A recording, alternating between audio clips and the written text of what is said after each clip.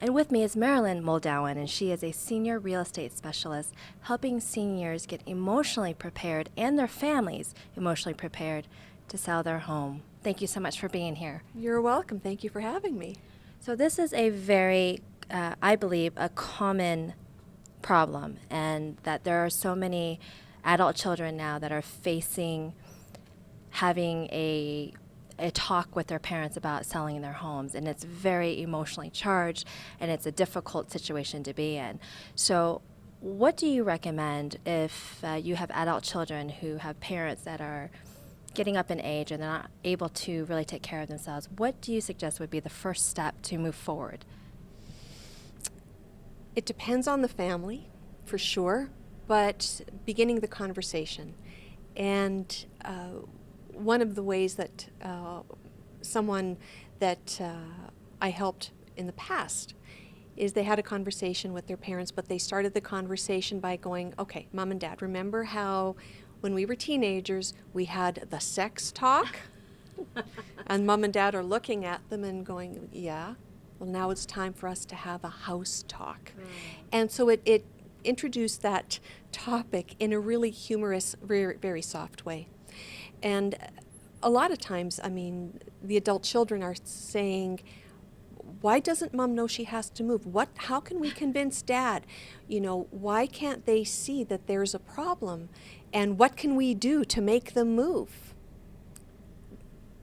You can't. You can't make anyone do anything. But starting that conversation is a good starting point. And you can kind of understand, mom and dad, or mom or dad, have been in that home and they've built up this home. This is their legacy. This is where they remember, their daughter or their son growing up, playing in the backyard. So by moving on, it's almost like I've got to accept that I'm not healthy. I'm not that big, strong dad or mother, correct? So having that, I can understand that. And I can understand that from their perspectives. But what do you do when the parents are basically saying, no, I'm not moving, even though you feel that I should move? Take a half a heartbeat back and honor that. And honor that. I think part of the conversation is, okay, so set them up for success. What can we do as family to help make it easy for them to stay? And also to keep them independent, if that's what they choose. So, I mean, the things that often are suggested are, grocery delivery, hire someone to take care of the lawn care and the snow, and all of those sorts of things. I mean, medication delivery, and in terms of doctor's appointments, there's buses and there's taxis and that kind of thing. So really, there are lots of things that can be done.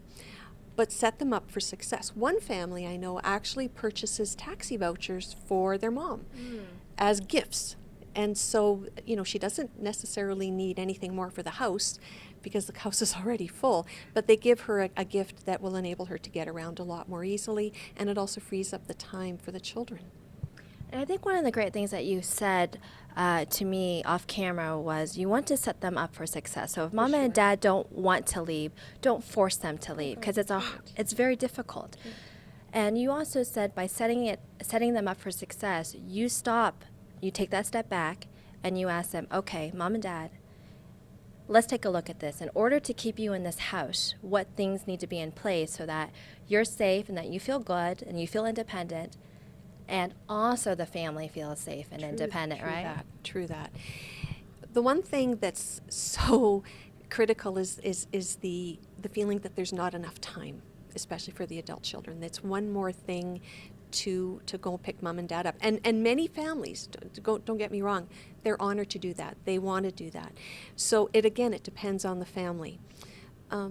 One of the things that I have seen work is in terms of part of that setting them up for success, actually involved an adult child where she was 50 years old and her dad passed away and her mom was still living in the family home. And it just happened to turn out that the daughter was able to move back in with the mom. She had a career that enabled her to do that. The mom was glad for the company, for the ability to have someone to drive her, and the adult daughter, of course, was able to be there in support of her mom, and it didn't matter to the daughter where she lived. And so it was a really nice symbiotic relationship. So again, it depends on the family. It worked in that situation. So, okay, so let's say mom and dad are able to stay in the house and everybody's kind of setting them up for success. But, you know, you want to move towards, obviously, that, start thinking about moving them. And you said, be gentle, start slowly. So how can they start proceeding, getting everybody ready to sell that house? It's a journey. Yeah. It's a journey. There are so many things. You know, there's something called decluttering. I wish there was a nicer way to say it. But starting by removing sort of the neutral pieces of paper and the neutral items and the clothes and that kind of thing, starting with the stuff that doesn't have a lot of emotional attachment, and slowly moving your way either through rooms or through cabinets, and just starting to get rid of things that don't serve the purpose anymore. Again, one family decided to totally empty out the basement of the family home first because they realized their mom and dad weren't going down there. And so what they decided to do as a family is just go in and just start to move things out of the basement. And again, it's a starting point. It's a starting point.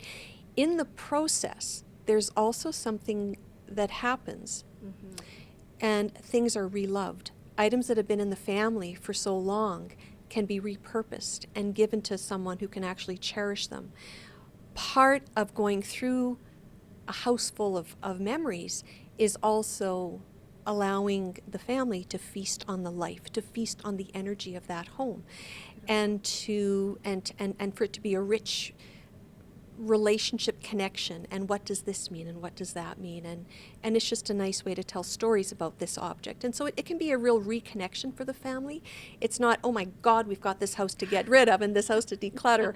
It's a way that actually some joy can be added into the process.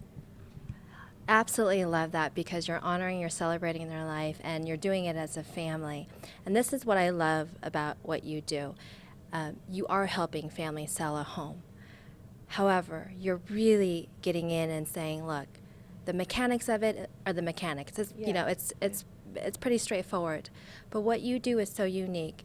You care. You take the time to help them emotionally get prepared for that process, because it's very, very difficult. And you know this as I'm going through some personal things with my parents, and it's very challenging, because I think even if parents don't want to get rid of the home, sometimes the kids don't want to get rid of the home. So that might be a whole other thing, right? True story. True story. The emotional preparation is not just for one person. The emotional preparation can go through the whole family, for sure. That's beautiful. That's why I love what you do. So thank you so much. You're welcome. A senior real estate specialist, but one that cares.